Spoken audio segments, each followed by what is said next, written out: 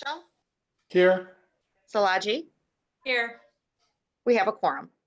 Thank you. At this time, we will call on Superintendent Dr. Vicki Cartwright to lead us in the Pledge of Allegiance. It'll be just one moment while we go ahead and share that screen for you. All right. Heschel, Here. Szilagyi.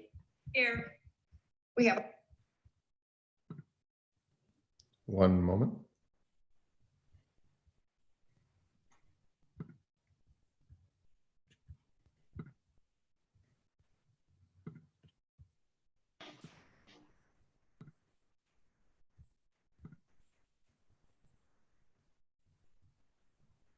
If you will all join, please, for the Pledge of Allegiance.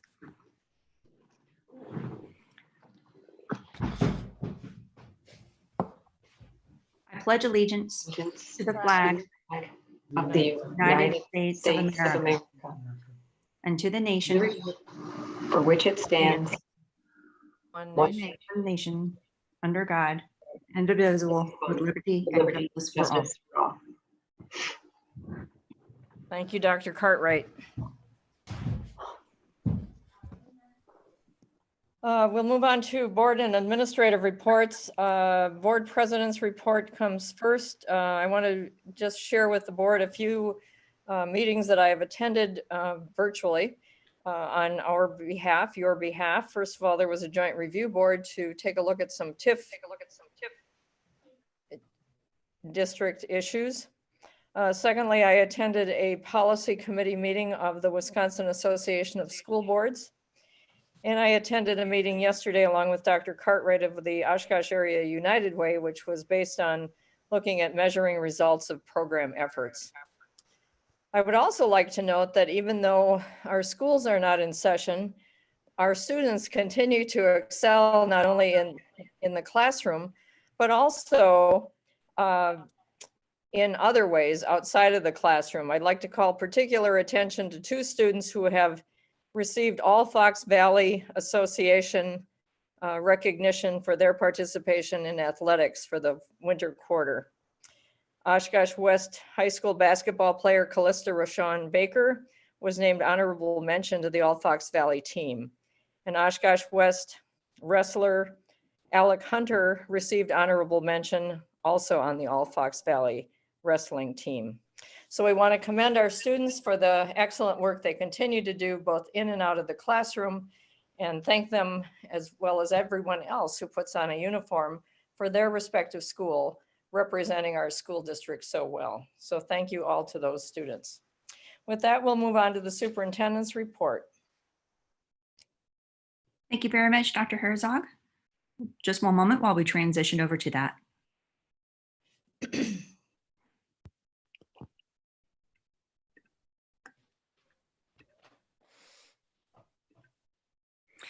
As we continue to navigate our new at-home learning environment, we remain committed to supporting our students and families and providing them with the resources that they need to be successful. The district's homepage now provides one-click access to new web pages dedicated to communications, at-home learning, and free meals. Students and families are encouraged to regularly check the Oshkosh Area School District website for the latest news and information. I want to take a moment to recognize our Grab and Go meal program. The district is committed to ensuring that no child or Oshkosh Area School District family member goes hungry during this difficult time. As of April 8th, the district has served over 36,500 meals to those in need, including our students, their parents, guardians, as well as caregivers and non-school age siblings, as well as community members that are in need.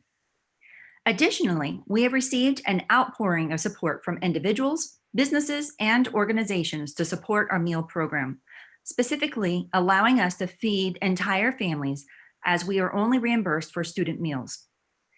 To date, the program has cost the district over $15,000, which donations have been able to cover. We are so grateful for the tremendous generosity of so many, and we would like to recognize the significant donors listed on the screen.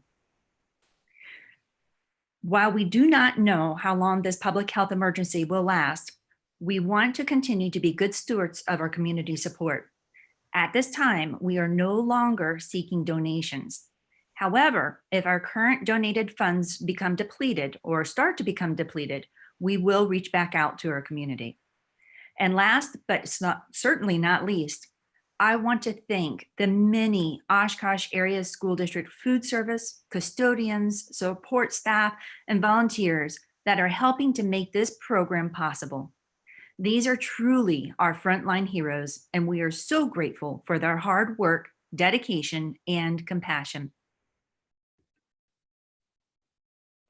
As you know, learning looks a little different now. There are so many great things happening in our district, thanks to the creativity and talents of our schools and staff. During this time of at-home learning, we want to share some of the unique virtual learning activities taking place. Students at South Park Middle School are enjoying a hands-on read aloud of the Book of Awesome. As a part of the project, students are able to take challenges and take part of those challenges and show off their awesome creations. Some of the challenges have included building forts, making a unique sandwich, and wearing fun socks. Oshkosh North students enrolled in creative drama have been showcasing their creativity with a virtual puppet lip sync competition. Students turn their hands into a puppet and lip sync to a song of their choice. Students then vote on the videos and leave comments of praise.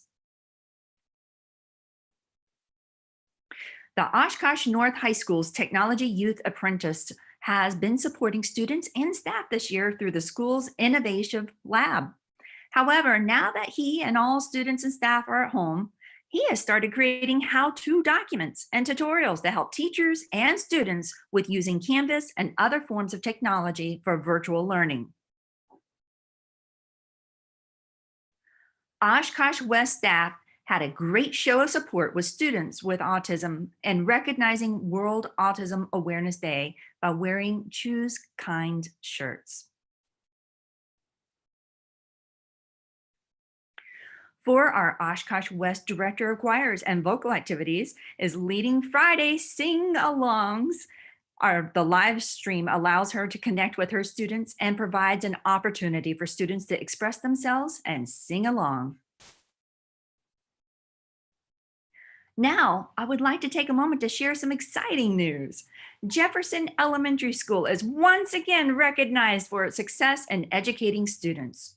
The school is among 107 schools in the state that has received Wisconsin Title I Schools of Recognition honors for the 2019-20 school, earning the Beating the Odds Award, which recognizes schools among the top 25% of high poverty schools in the state and have that made above average student achievement in reading and in mathematics. This is the third consecutive year that the school has received this award. Congratulations to the students, families, and staff of Jefferson for all of their hard work.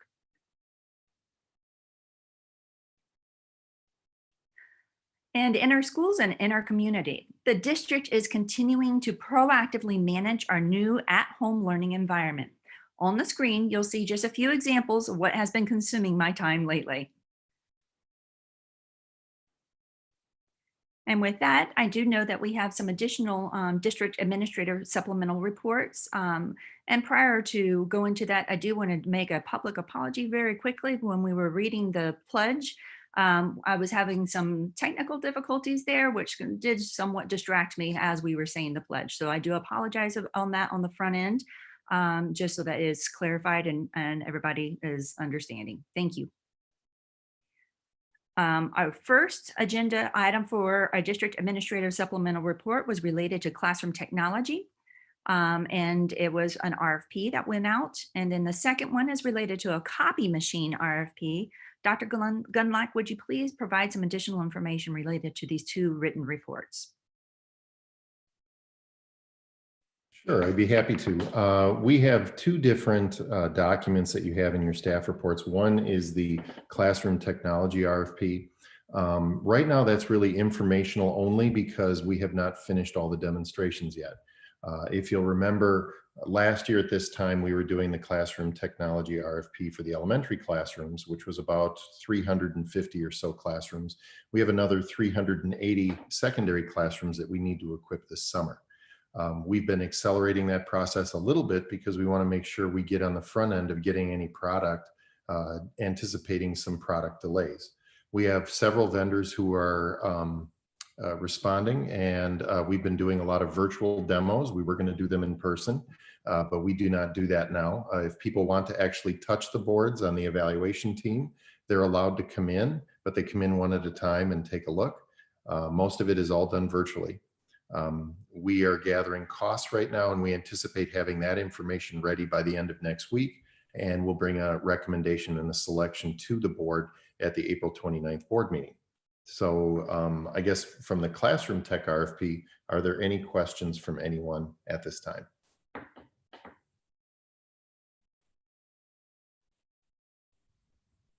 giving my 5-second wait time. They trained us to do that as teachers. Hearing none, then the copy machine RFP, that one does have some numbers in it. The copier machine RFP has been completed, and there is a link not only to the RFP in the board staff report, but also a link to the live Google document. We are recommending OTG as they were significantly less expensive. I can share my screen, which will show that. So what you should be seeing now is the actual breakdown of the total cost of ownership. Over here at the left side is OTG's proposal. Each vendor gave us 2 proposals. Some of them are just straight proposals, and some of them are what we call right sizing. What that means is they proposed exactly what we had today, and they also did an analysis of all of our copies and gave us an option to change, in some cases, shrink down copiers, in some cases, make them a little bit more high capacity based upon the copy work that we have done over the past several months. So right now we're recommending OTG. They were the lowest cost, and they were also the highest rated based upon the RFP. And that also will come to you on April 29th as a resolution. So does anyone have any questions? Go ahead, I'm sorry. Go ahead, Dr. Gunlock. I didn't mean to interrupt. No, I was completed. Does anyone have any questions or comments for Dr. Gunlock?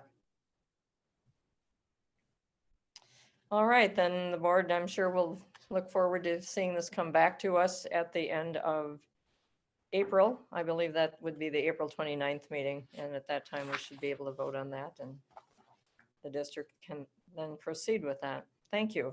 Thank you very much. Moving on to our agenda, we have the non-agenda related public forum. Did we have anyone, Dr. Cartwright, who signed up for that? Yes, we do have one person that has signed up for this. Okay, Let me go ahead and pull that information up for you really fast. thank you. So we do have a communication from Alicia Alsberg.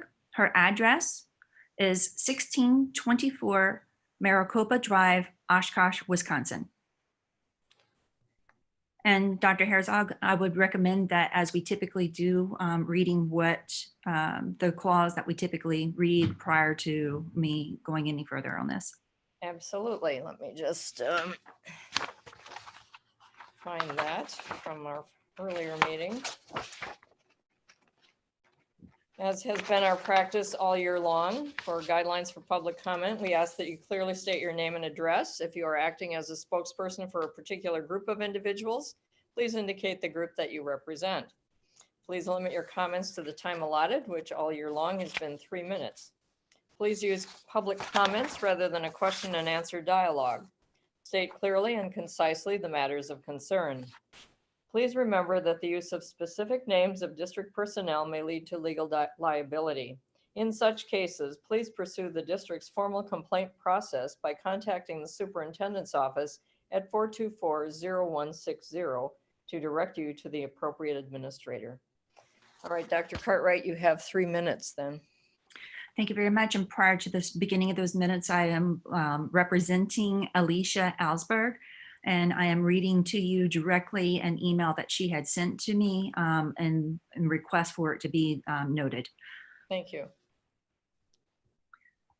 I would like to discuss open enrollment within the district for the children of teachers, staff. With the teacher shortage, I feel making a teacher's life a little easier by allowing teachers to have priority over where their child attends should be a benefit extended to teachers and staff.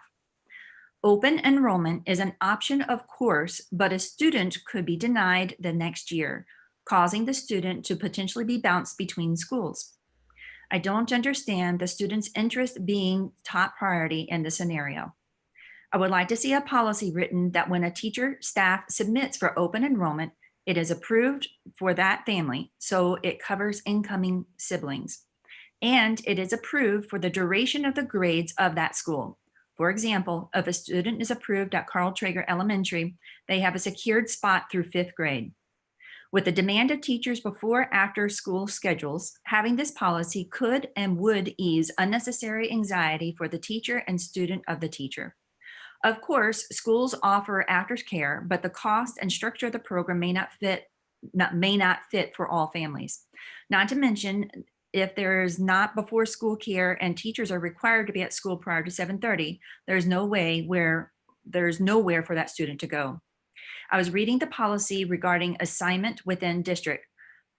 2 areas stuck out to me. 1, the Board of Education directs that the assignment of students to schools within this district be consistent with the best interest of students and the best use of the resources of this district. 2, the superintendent may assign a student to a school other than that designated by the attendance area when such exception is justified by circumstances and is in the best interest of the student. Every effort shall be made to continue a student in the elementary school to which he is initially assigned. Whenever possible and advisable in the interest of the students, siblings shall be assigned to the same building. I am coming to you because I see a close friend, a close family of ours struggling regarding open enrollment. I can't help but wonder if other teacher staff are going through the same struggles, the same anxiety, not having the best interest of students considered. I'm speaking about Erin Tedesco, a middle school teacher at Carl Traeger Middle. I've witnessed their family going through such anxiety since Judah, Erin's son, started kindergartner at Franklin, and them figuring out schedules because he was denied open enrollment at Carl Traeger Elementary. But once Judah finally got moved to Carl Traeger Elementary a few months ago, things got better for their family. He loves Traeger. I am concerned at the thought of him being bounced back to Franklin in 2021 school year, which he does not want to go back. I think it is imperative to make a simple benefit of allowing teachers' children to attend school in the building they work in is a set policy. We need simple benefits like this to keep our amazing teachers regardless of shortages, not only for teachers and staff, but for students as well, not being bounced around, but being consistent. And then she was referring to policy 5120, which is a assignment within district. Dr. Cartwright, your time is up. We're at 3 minutes and almost 20 seconds. No problem. And sincerely, she says, thank you kindly for your time. Thank you very much. This sounds like something that should go to the Policy and Governance Committee for review. Thank you. Was there anyone who signed up for the agenda-related public forum today? There was no one. All right, then moving on to the agenda, we have the consent resolution agenda. For the consent agenda, the board has been furnished with background information on each item or has discussed it at a previous meeting. These will be acted upon with one vote without discussion. If a board member wants to discuss any item, it will be pulled out of the consent agenda and will be voted on separately. The board will consider approval, the board will consider approval of 1 personnel, A, appointments, temporary appointments, resignation and salaries, and B, retirements. I would like to pull B, retirements out of that group. That only leaves one item, but we would need a motion to approve 1A. So moved. Second. Allison Garner, second. Please call the roll. Szilagyi, Aye. Szilagyi, aye. Carlin, Aye. Carlin, I. Evans. Aye. Evans, I. Garner. Aye. Garner, I. Herzog. Aye. Herzog, I. Olmsted. Aye. Olmsted, I. Peschel. Aye. Peschel, I. Motion carried. Thank you. Resolution 1B, be it resolved that the Oshkosh Area School District Board of Education approve the retirements as filed with the Secretary to the Board of Education. Moved by Evans. Second Olmsted. Thank you. I had asked that this be pulled. I continue to be concerned when we're losing such good people, but I also understand people's desires to move on to another age and stage of life called retirement. We will be losing Dawn Becker, the Executive Assistant for Payroll and Benefits Manager in Central Administration. She has been with the district since 2011. Diane Friday is currently serving as an instructional support teacher at Oaklawn Elementary School. I know she's been a classroom teacher in the district as well. She joined the district in 1991.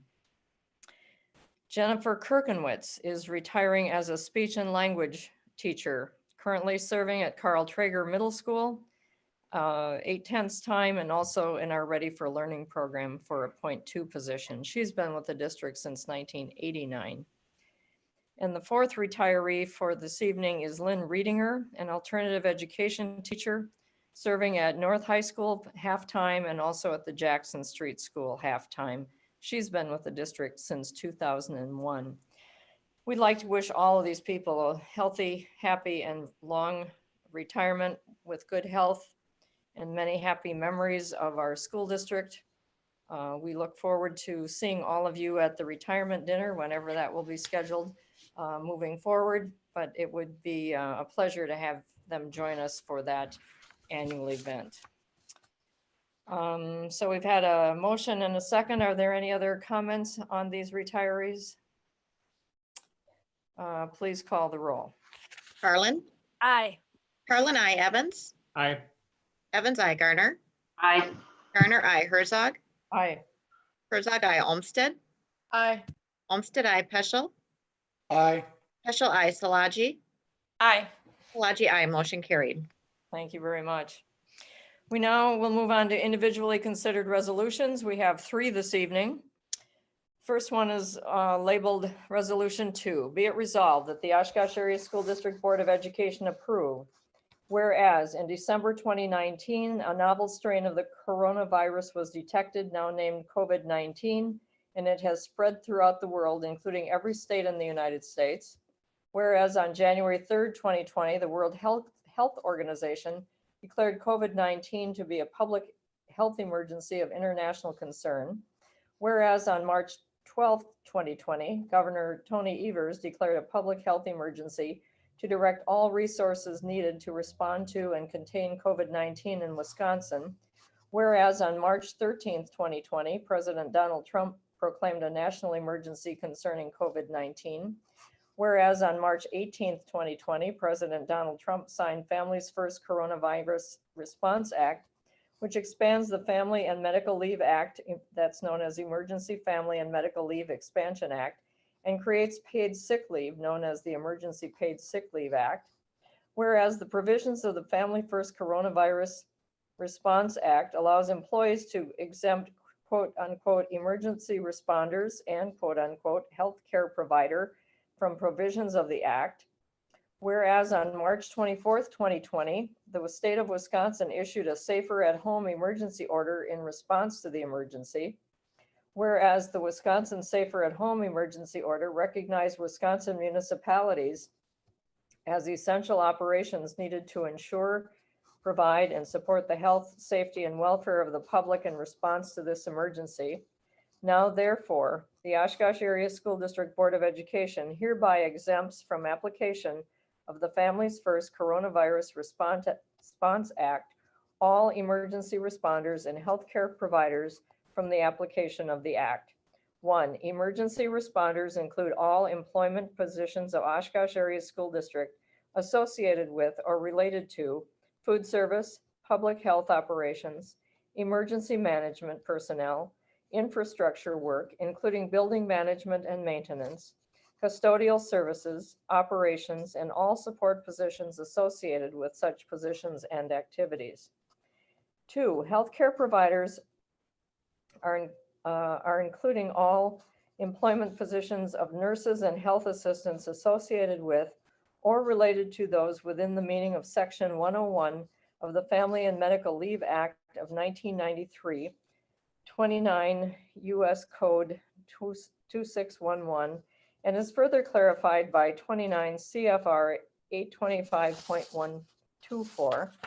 3, it is the intent of the resolution to define emergency responders and healthcare providers to the broadest sense possible, consistent with the law, if efforts to assure and continue our essential to assure and continue our essential functions during this emergency. Finally, terminations regarding the application of emergency responder and/or healthcare provider as applied to any employment position with the Oshkosh Area School District shall be determined by Dr. Vicky Cartwright, with such decision being final. 4, this resolution is effective immediately, as filed with the Secretary to the Board of Education. Moved by Evans. Second by Garner. Is there any discussion? Yeah, perhaps just a brief description of what this entails or what this means. Certainly. Sue? Sue Schnorr? Yes. This was recommended by Jim Macy. What it does, all it does really essentially is the positions that are listed can't take advantage of the Family Medical Leave Act if their children are home because their school is closed. It still allows our custodians and food service workers and healthcare providers to take sick leave if they are sick, if their children are sick, if they're immune deficient. It just doesn't allow those categories of people to take sick leave if their children are home because their school is closed. I think that those key people are key to the operations of our district during these times, and to allow them to all to take 2 weeks off because their children are at home, I think would put both a financial burden on the district and just a manpower difficulty for the district. Any other comments or questions? Thank you, Sue. I know that there were at least 2 custodians who reached out to board members and 1 member of the nurses contingent within the district who had questions about this. I know that district executive team members had reached out to them to try to clarify and address their concerns, and I appreciate that. I think just one of the things I think they were failing to understand is we're not changing their job descriptions. We're not changing their job categories. We're not calling them something else or expecting something else of them. I think that was part of the confusion. Okay.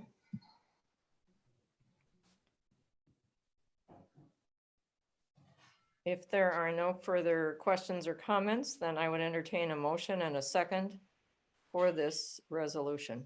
We have that. We've done I'm that. sorry. Sorry about that. I'm shuffling papers here and I guess I missed that. All right, if there are no more questions or comments, then please call the roll. Evans? Aye. Evans, I. Garner? Aye. Garner, I. Herzog? Aye. Herzog, I. Olmsted? Aye. Olmsted, I. Peschel? Aye. Peschel, I. Salaji? Aye. Salaji, I. Carlin? Aye. Carlin, I. Motion carried. Thank you very much. Moving on to individually considered resolution, the second one, which is numbered 3. Resolution number 3, be it resolved that the Oshkosh Area School District Board of Education approve a waiver for the Educator Effectiveness Evaluation Program for the 2019-2020 school year as filed with the Secretary to the Board of Education. So Moved moved. by Evans. Second, Olmsted. All right, thank you. I caught that. Motion and a second. All right, is there any discussion? Just as a follow-up, this is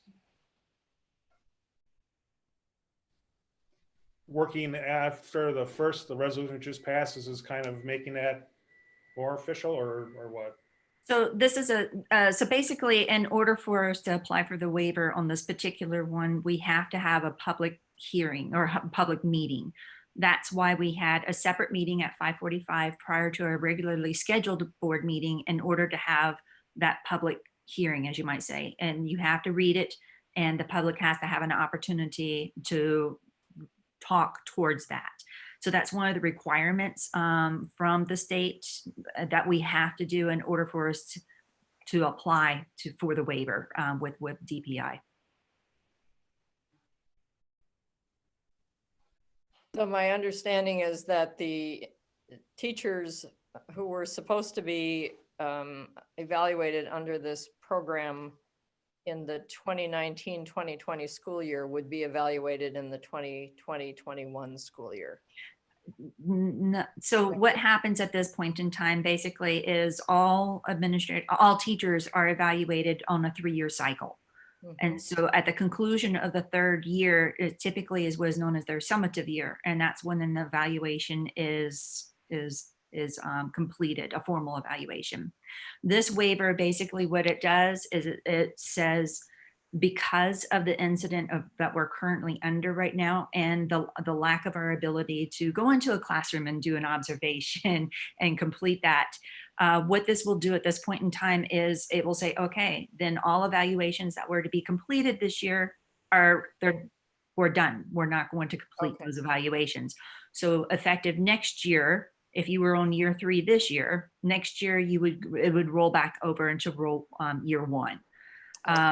However, if there's a concern or something to that effect, that we can always put anybody on a year 1, year 2, we can always put them on that for an evaluative year.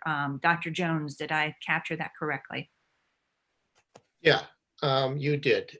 This is just, again, in a waiver because of the extraordinary time we are in. The state is allowing us, as Dr. Cartwright said, we can't complete the process correctly. So what it would mean is people that are on their, what we call their summary year, their evaluation year, which is year 3, they're just going to be excused to be straight.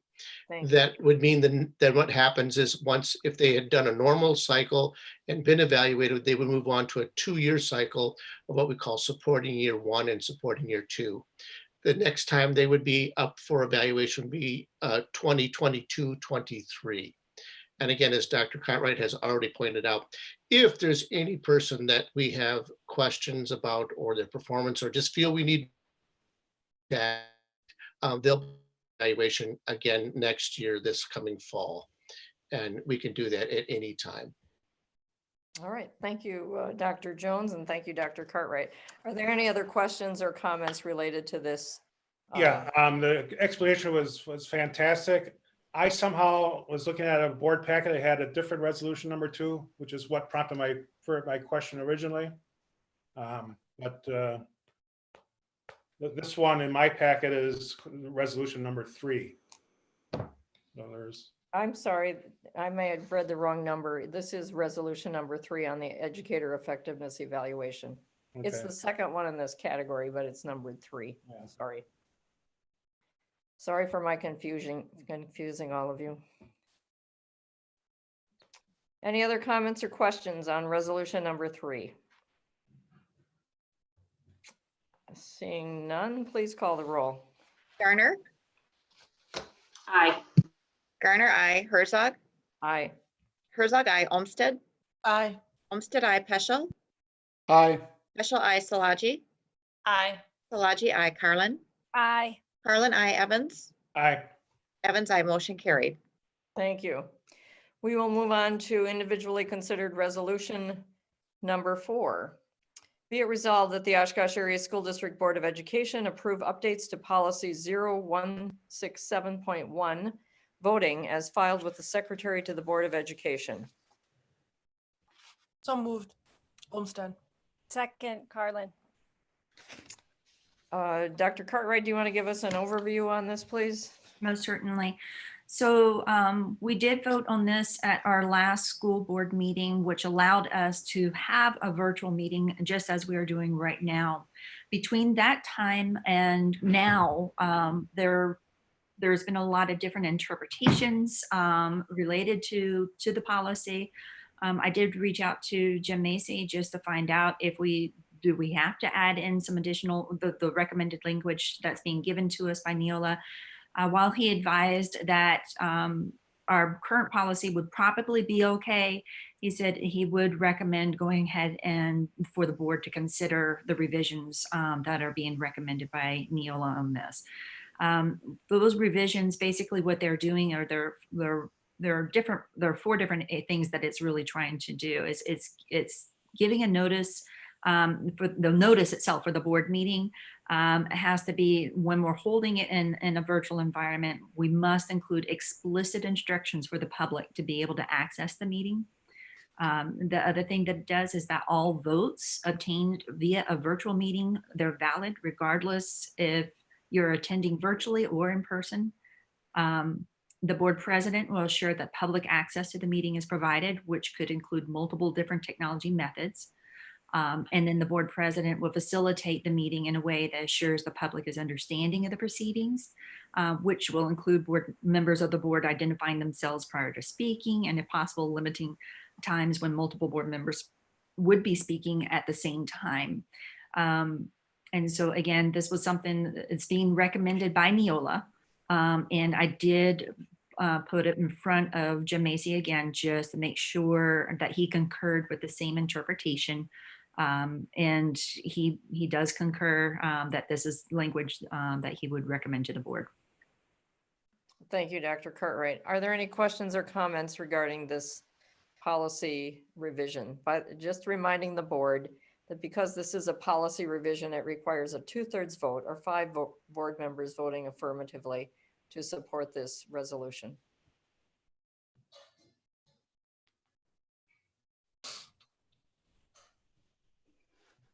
Do you want me to Okay. call it? I'm sorry. Did you want me to call the roll? That would be great, Mrs. Collins. Thank you. Herzog. Yeah, aye. Herzog, I. Olmsted. Aye. Olmsted, I. Peschel. Aye. Peschel, I. Salaji. Aye. Salaji, I. Carlin. Aye. Carlin, I. Evans. Aye. Evans, I. Garner. Aye. Garner, I. Motion carried. Thank you very much. Moving on, then the next agenda item is request for future agenda items. Is there any board member who wishes to recommend a future agenda item? I would. Mrs. This Olmsted? policy that we just voted on, when we voted on it 2 weeks ago, we had talked about after this is done, bringing it to policy and governance. I think we still should do that and relook at this again and then bring it back to the board and have this done and have it looked at by Neola and Jim again, and make sure that it's something that we are okay with. I know we needed it right now to make sure that we are legal with what we're doing and to make sure that we're on the right page. But I also want to look at that when this is over and done with, bring that back to policy and governance again. Very good. Is there anyone else who has a future agenda item they would like to recommend at this time?